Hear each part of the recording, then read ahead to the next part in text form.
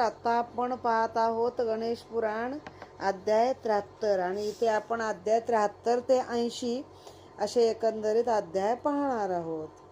हे आता याच्यामध्ये आहे कार्तिवीर्याची कथा. गणेश देवा करीन तुझी सेवा आणि काही मागीन रे. हातातले चुडे दे जन्मभरी आणि काही मागीन रे. 5 फुलानी 5 फळनी दुर्वा वाहीन रे. गणेश देवा करीन तुझी सेवा आणि काही मागीन रे. ओम गम गणपतये नमः. आता ह्या कृतवीर्य राजाचा मुलगा आहे कार्तवीर्य. शूरसेनाने इंद्रास विचारले, गजाननाच्या वरद कृपेने कृतवीर्यास झालेल्या भाग्यवान मुलाचे चरित्र आपण मला सांगावे. इंद्र म्हणाला, हे शूरसेना, गजाननाच्या कृपेने त्याचा चेहरा सुंदर होता, परंतु त्या मुलाला हातपाय नव्हते. हे पाहून राणी शोक करू लागली. पुत्रजन्माचा महोत्सव करण्याच्या ऐवजी सगळे प्रजाजन दुःख सागरात बुडाले. कृतवीर्यासही अतिशय दुःख झाले. ते पाहून त्याचा प्रधान म्हणाला, हे राजेश्वरा, होणाऱ्या गोष्टी झाल्याशिवाय कधी राहत नाहीत, तरी तुम्ही वृथा शोक करू नको. अजूनही या पुत्रास गजाननाच्या कृपेने हातपाय आल्याशिवाय राहणार नाहीत, कारण की हा तुझा पुत्र गजाननाचा वरद पुत्र आहे. हे ऐकून राजाने आपला शोक आवरला आणि आपल्या पत्नीचेही सांत्वन केले. नंतर ब्राह्मणाला बोलवून गजाननाचे पूजन करून घरोघर साखर वाटली.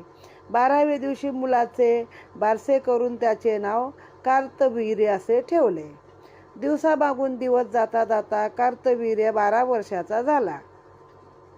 भगवान दत्तात्रय फिरत फिरत कृतवीर्य राजाच्या नगरीत आले. तेव्हा राजाने त्यांची मनोभावे पूजा केली. तेव्हा दत्तात्रय राजास म्हणाले, हे राजा, तुला एक अद्भुत पुत्र झाला आहे, तर तुझा पुत्र मला दाखव. हे ऐकून राजाने आपल्या पुत्रास दरबारी आणून दत्तात्रयांच्या पायावरती ठेवला. त्या मुलास पाहून दत्तात्रयांनी आपले डोळे क्षणभर मिटले आणि त्या पुत्राचे पूर्वकर्म अंतर्ज्ञानाने जाणले. तेव्हा ते राजाला म्हणाले, हे राजा, तू ज्यावेळी संकष्टी व्रताचे जागरण करीत होतास त्यावेळेस तुला जांभई आली. तेव्हा तू आचमन करण्याचे विसरलास, म्हणून तुला असा पुत्र झाला आहे. आता मी त्याला मंत्र उपदेश करतो, त्याने त्याचे कल्याण होईल. असे बोलून दत्तात्रयाने कार्तिवीर्यास एकाक्षर मंत्राचा उपदेश केला. त्या मंत्राचे भक्तिपूर्वक अनुष्ठान करण्यास सांगितले.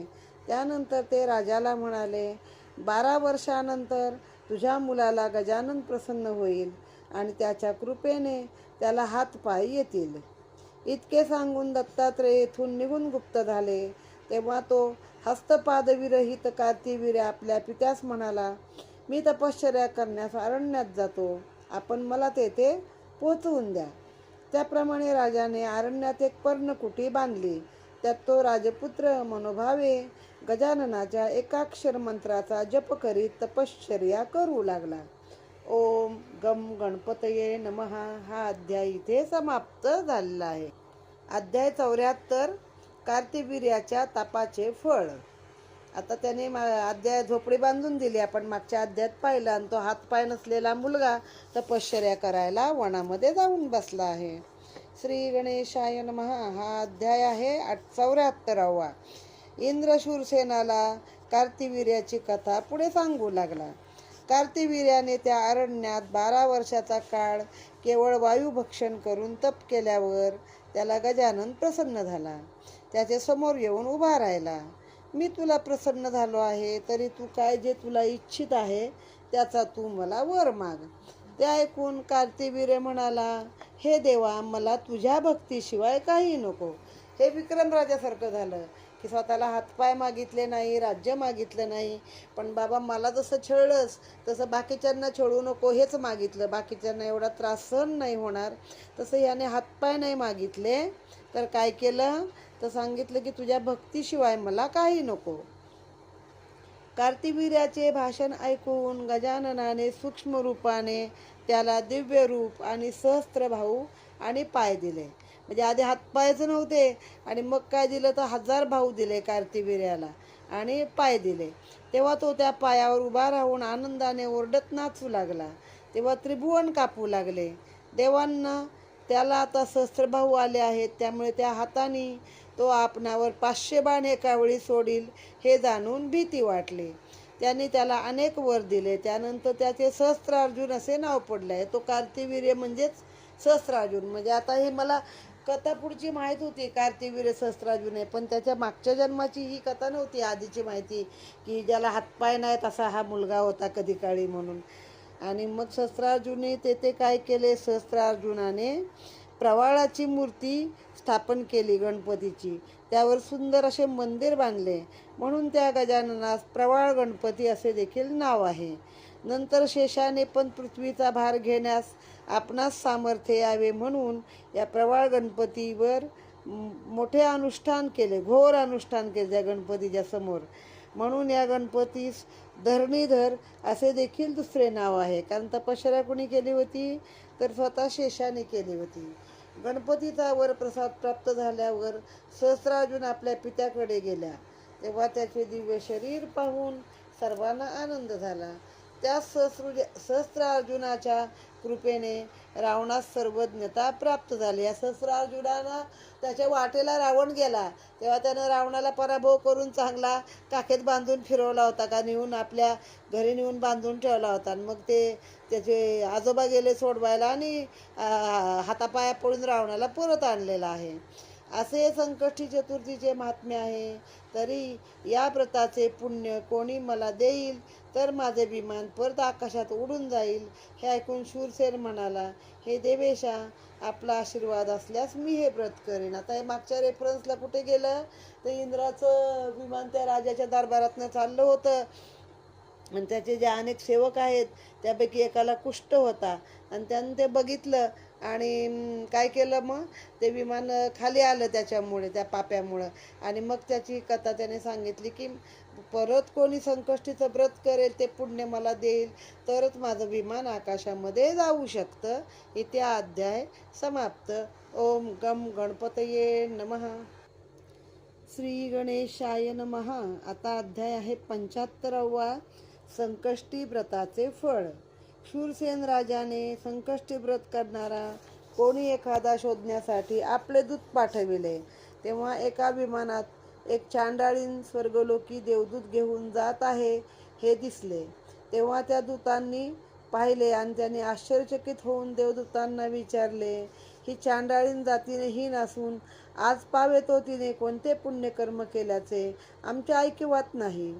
असे असताना तिला स्वर्गलोकी नेण्यास हे विमान का आले किंवा का आणले?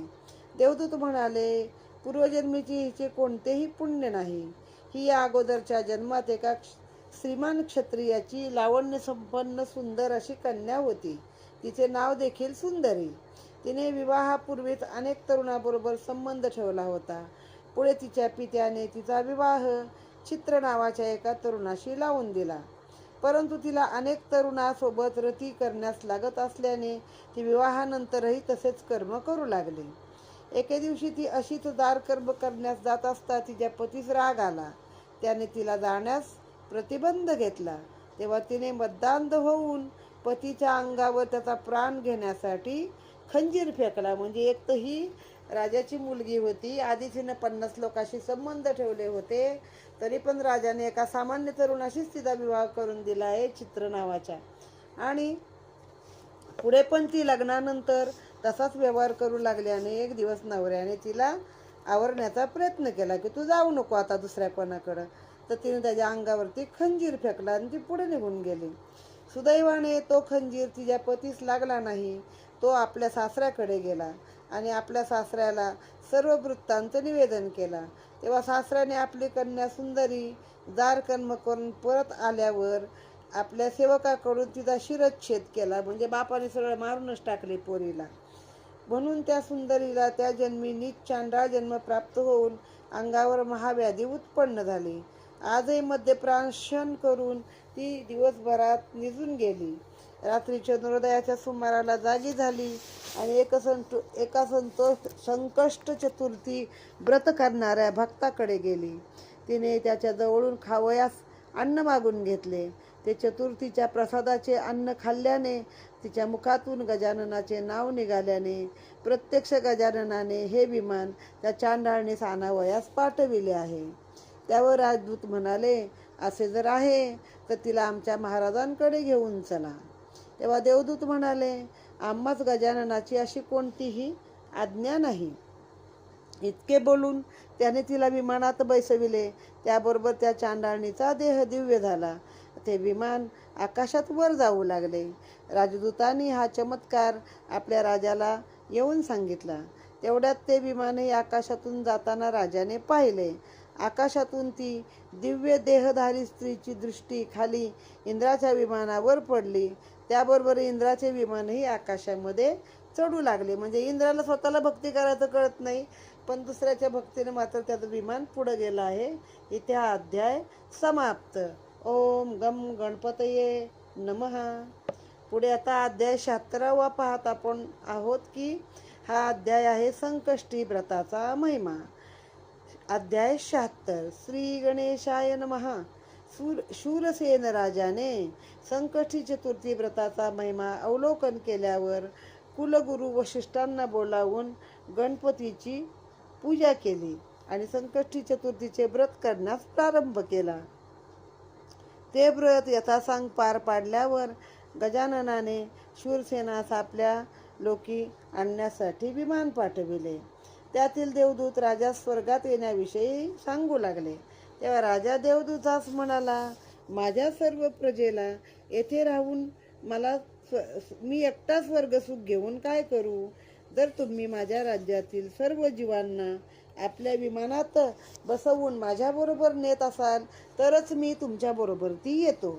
हे ऐकून देवदूतांनी त्याच्या राज्यातील सर्व प्राणीमात्रांना विमानात बसवून ते राजास घेऊन विमानामध्ये बसवून आकाशात स्वर्गात जाण्यासाठी निघू लागले. परंतु ज्या कुष्टी माणसाची दृष्टी इंद्राच्या विमानावर पडली होती तो त्या विमानातच होता. त्यामुळे ते विमान काही वर जाईना. ते पाहून देवदूतांनी त्या कुष्टी माणसास खाली उतरण्यास सांगितलं. तेव्हा राजा म्हणाला, जर तुम्ही माझ्या या प्रजाजनास खाली घेऊन जात असाल तर मी तुमच्याबरोबर स्वर्गात येत नाही. याने असे कोणते निंद्य कर्म केले ते मला सांगा, असे राजाने विचारले. इथे हा अध्याय समाप्त झाला आहे. ओम गम गणपतये नमः. अध्याय 77 आहे गौडपुत्राची कथा, म्हणजे जो कुष्टी होता त्याची कथा आहे आता. श्री गणेशाय नमः. देवदूत त्या राजास म्हणाले, पूर्वी गौड नावाच्या नगरात गौड नावाचाच एक ब्राह्मण राहत होता. हे गौड म्हणजे कर्नाटकामध्ये आले. गौड ब्राह्मण किंवा गौड हे समाजच आला तिथे. त्याच्या पत्नीचे नाव शाकिनी असे होते. त्या उभयतांना एक तरुण पुत्र होता. त्यांनी त्याचे लग्न सावित्री नावाच्या एका कुलीन स्त्रीशी करून दिले. ती महापतिव्रता होती, परंतु तिच्या नवऱ्यास मात्र वेश्यागमन करण्याची सवय होती. त्याकरता तो घरातील दागदागिने पैसा अडका चोरून वेश्येला नेऊन देत असे. घरी चोरी झाली असा आरडाओरडा करीत असे. त्याचे हे वाईट वर्तन पाहून त्याच्या बापाला फार वाईट वाटे. तो एक दिवस वेश्येच्या घरी जाऊन आपल्या मुलास म्हणाला, ज्याप्रमाणे चंद्राला कलंक आहे त्याप्रमाणे तू माझ्या कुळाला कलंक लावला आहेस. हे ऐकून मुलाला फार राग आला आणि त्याने आपल्या बापाच्या कमरेत लाथ मारून त्याला खाली पाडले. त्यास इतके बेदम मारले की त्या मारामुळे तो ब्राह्मण मरण पावला. इतके केल्यावर मुलाने पुन्हा सुरापान केले, म्हणजे दारू प्याला, आणि वेश्येबरोबर ती रात्र त्याने सुखात घालविली. सकाळी उठून घरी गेल्यावर त्याच्या आईने त्यास उपदेश केला. तेव्हा त्याने चिडून जाऊन आईच्या डोक्यात काठीने प्रहार केला. तिच्या डोक्यातून भळाभळा रक्त वाहिले आणि ती देखील मरण पावली. अशा रीतीने आईबापाचा निकाल लावून तो पूर्वीप्रमाणेच वेश्येकडे जात राहिला. एक दिवस त्याची पत्नी सावित्री त्याला म्हणाली, अहो प्राणनाथ, आपण ब्राह्मण कुळात जन्म घेऊन असे दुर्वर्तन करता, हे आपणास शोभत नाही. मी आपली पत्नी त्या वेश्येपेक्षा देखील रूपागुणाने श्रेष्ठ आहे. आपणास जशी इच्छा असेल तसे आपण मला वागवा. त्या पतिव्रतेचे हे भाषण ऐकून त्या आदमास त्या शल्याप्रमाणे लागले, एखाद्या म्हणजे जखम झाल्यासारखं, बाण लागल्यासारखं लागलं त्याला बायकोचं बोलणं. तिचे केस धरून तिला लाथाबुक्क्यांनी मारायला सुरुवात केली. आता राजा नव्हता काय त्या नगरीला, एवढं आईला मारलं, बापाला मारलं, बायकोला मारलं, ह्याला कोण शिक्षा करणारं नव्हतं. लाथाबुक्क्यांनी मारले. तो मार असाही होऊन ती साध्वी देखील तेथेच मरण पावले. माता पिता भार्या मरण पावल्यावर तो ब्राह्मण पुत्र आपला सगळा वेळ त्या वेश्येच्या घरीच घालवू लागला. एके दिवशी ती आपली वासना तृप्त करण्यासाठी कालमी नावाच्या ब्राह्मणाला तो शिरला. त्या स्त्रीस एकटी पाहून तिच्यावर त्याने बलात्कार केला. मग एवढ्यावर भागलं नाही तर एकदा दुसऱ्या एका ब्राह्मणाच्या घरात शिरला तो, आणि तिथं ती एकटी बाई बघून तिच्यावरती त्याने बलात्कार केलेला आहे. तेव्हा आता पण आईनं शाप दिला नाही, बापानं दिला नाही, बायकोनं दिला नाही, कारण ते शेवटी प्रेमापोटी ना. आता हिनं शाप दिला की तू माझे जबरीने पातिव्रत्य भंग केलेस आणि माझ्यावर बलात्कार केलास, म्हणून तुझ्या सर्व अंगावर कुष्ठ उत्पन्न होईल आणि जन्मोजन्मी हा तुला शाप बाधल. त्याप्रमाणे त्याने कल्पापर्यंत असह्य पापयातना भोगल्या. त्यापुढे कमी होत होत आता तो वेश्याकुळातच जन्माला आला आणि त्या शापामुळे कुष्ठी झाला आहे आणि त्याच्याच दृष्टीने विमान स्थिर झाले, असा इथे हा त्याचा मागचा वृत्तांत सांगितलेला आहे. इथे हा अध्याय समाप्त. ओम गम गणपतये नमः. अध्याय 78 आहे परशुरामाची कथा. श्री गणेशाय नमः. या कुष्टी माणसाची कथा ऐकून शूरसेन राजास फारच खेद झाला व त्याने या कुष्ट्याच्या काही उद्धाराचा उपाय आहे का असे विचारले. तेव्हा त्या देवदूत काय म्हणाले, एखाद्याने जर गजानन नावाचा 4 अक्षरी मंत्राचा याला उपदेश केला तर याचा उद्धार होईल.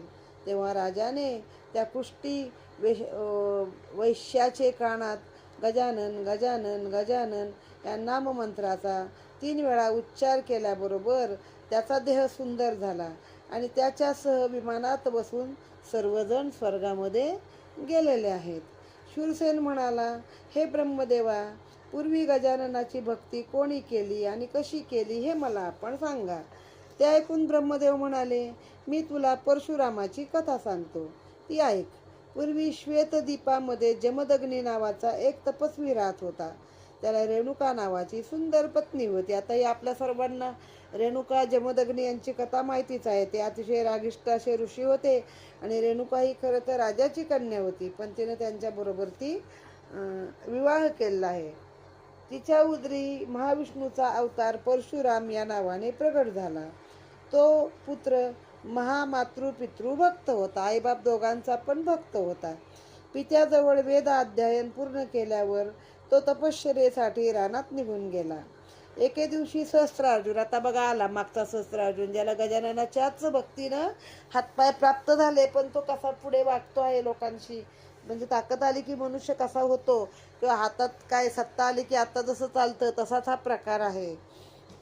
मग तो त्या आश्रमामध्ये गेला आहे. आता सहस्त्रार्जुन एकदा रानामध्ये मृगया करण्यासाठी गेला असता त्या अरण्यात त्याला जमदग्नी ऋषींचा आश्रम दिसला. तेव्हा त्यांच्या दर्शनाचा लाभ व्हावा म्हणून तो आपल्या काही अधिकाऱ्यांबरोबर त्यांच्या आश्रमात आला. त्यास पाहून जमदग्नी ऋषीस फार आनंद झाला व दुपारच्या भोजनाची वेळ आली होती तर राजास भोजनास बसण्याची विनंती केली. आता खरं काय ठिकाणी कशी कथा आहे, हा राजा रस्ता चुकून गेला, तहानेने भटकला, त्याला काय पाणी मिळेना, तेव्हा तो पाण्यासाठी गेला. सगळं सैन्य बरोबर होतं आणि मग ते आणि त्या सर्व सैन्यासकट सर्वांना खाऊ पिऊ घातलं कामधेनूच्या साह्यानं. आणि ह्याला त्या कामधेनूचाच लोभ झाला की या बैराग्याच्या किंवा ऋषीच्या आश्रमात कशालाही गाय पाहिजे, मी हिला घेऊन जाणार. अशी पुढची कथा आहे ती. तेव्हा राजा त्यास म्हणाला, हे ब्रह्मऋषी, माझ्याबरोबर मोठे सैन्य आहे, त्याच्याशिवाय मला एकट्याला येथे भोजन करणे उचित नाही. तेव्हा जमदग्नी म्हणाले, हे राजा, तुझ्या सैन्याची चिंता करू नको. तुझ्या सर्व सैन्याचं तू स्नान करून ये, तेवढ्या वेळात तुला भोजनाची सिद्धी मिळेल. इथे अध्याय समाप्त झाला आहे. ओम गम गणपतये नमः. अध्याय 79 आहे. कामधेनूचा पराक्रम. श्री गणेशाय नमः. जमदग्नीच्या भाषणाने राजा आश्चर्यचकित होऊन स्नानास गेला. नंतर जमदग्नीने आपल्या पत्नीचं कामधेनूचे चिंतन करताच ती समोर येऊन उभी राहिली. त्याने कामधेनूस राजाला सैन्याचं भोजन देण्याची प्रार्थना केली. तेव्हा कामधेनूने तिच्या प्रभावाने एक मोठा सुंदरसा मंडप तयार झाला. त्यात सोन्याची ताटे, वाट्या, बसायला पाट ओळीने मांडले होते. कित्येक दासदासी तेथे सेवा करण्यास उभ्या होत्या. इतक्यात राजा सैन्याचं स्नान करून त्या मंडपात जेवायस येऊन बसला. तेव्हा त्याला षड्रसयुक्त रुचकर जेवण जेवावयास मिळाले, वाढले गेले. असे रुचकर अन्न यापूर्वी राजाने कधीही खाल्ले नव्हते. पोटभर जेवल्यावर राजाने त्या ऋषींना त्या ठिकाणी मंडप वगैरे पूर्वी काही नसताना हा मंडप तयार होऊन इतक्या लवकर भोजन कसे तयार झाले असे विचारले. तेव्हा ऋषी त्यास म्हणाले, बाबा रे, हा सर्व त्या कामधेनूचा प्रभाव आहे. हे ऐकून सहस्त्रार्जुनाला कामधेनूची अभिलाषा उत्पन्न झाली. तो जमदग्नीस म्हणाला, हे मुने, तुम्ही अरण्यवासी तपस्वी आहात. तुम्हाला या कामधेनूची आवश्यकता मुळीच नाही. मी येथे सर्व समर्थ असा राजा असल्याने मलाही तुमची कामधेनू द्या. ना दिल्यास मी तुमच्यापासून हिरावून घेईन. त्याचे भाषण ऐकून ऋषी म्हणाले, हे राजा, तू या राजाच्या प्रजेचा पालक आहेस असे समजून मी तुझा सत्कार केला. परंतु तू असा नीच असशील हे जर मला पूर्वी माहीत असते तर मी असा सत्कार तुझा कधीही केला नसता. इथे अध्याय समाप्त झाला आहे. ओम गम गणपतये नमः. आता आपण पाहत आहोत अध्याय 80. जमदग्नीचा मृत्यू. श्री गणेशाय नमः. हे ऐकून राजाला मोठा संताप आला आणि त्याने कामधेनूला हाकून आपल्याबरोबर नेण्याची आज्ञा आपल्या सैन्यास केली. तेव्हा कामधेनूच्या शरीरातून असंख्य योद्धे बाहेर पडले. त्यांनी राजाच्या सैन्यावर मारा करण्यास सुरुवात केली. तेथे घनघोर असे युद्ध जुंपले आणि सहस्त्रार्जुनाचे वीर पटापट मरू लागले. त्याचे राहिलेले सैन्य भिवून दशदिशांना पळून गेले. ते पाहून राजाला मोठा चमत्कार वाटला व तो तेथेच सुन्न होऊन उभा राहिला. तो युद्ध करीत नाही हे पाहून कामधेनूतून निघालेले सैनिक पुन्हा तिच्या बरोबर आश्रमात परत गेले. थोड्या वेळाने आता तो तेव्हा परत जातो ॲक्च्युअली आपल्या राज्यामध्ये आणि पुन्हा मग परशुराम नाहीत जवळ पाहून आणि तो येऊन यांचा वध करतो आहे. थोड्या वेळाने सहस्त्रार्जुन ऋषींच्या आश्रमात एकटाच आला आणि त्याने ऋषींची निंदा करण्यास सुरुवात केली व आपला एक बाण काढून त्याने जमदग्नी ऋषींचा त्या बाणाने वध केला. ते पाहून रेणुका शोक करू लागली. तेव्हा राजाने तिलाही मारले. त्यावेळी ती विवल होऊन त्याला म्हणाली, दुष्टा, तू तुझ्या सहस्त्रबाहूच्या अभिमानाने उन्मत्त झाला आहेस. लवकरच माझा पुत्र परशुराम येऊन तुझ्या या सहस्त्रबाहूचा छेद करेल. ते ऐकून राजा खिन्नपणे आपल्या राजधानीमध्ये आला. इथे हा अध्याय समाप्त. हे अध्याय एकंदरीत 8 आहेत. आपण आता ते समाप्त केलेले आहेत. ओम गम गणपतये नमः. अध्याय 73 ते 80 समाप्त.